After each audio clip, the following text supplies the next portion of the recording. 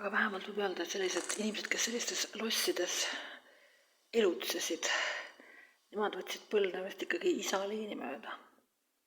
Mis tähendab seda, et nende tüüpide arvates olen mina 100% saarlane. Ja, mitte 25%, vaid 100%. See on juba vägev. See on väga sõna. Arvestades, et ma polnud enne tänast kordagi Saaremaal käinud. Aga me peame austama selliste lossilanike arvamust. Me peame austama, sest me oleme nende kodus praegu. Mina olen nende kodus. Ja see tähendab, et mina olen siin selles lossis vähemalt, olen ma 100% saarlane. Kui ma linn olen, siis ma olen 25%. Ma pean ikkagi rääkima tõtt tänapäeva mõistete abil.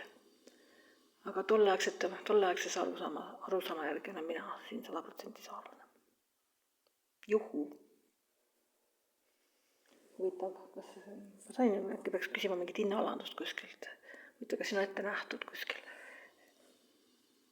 Nii et lossi vaimud, rõõm tutvuda.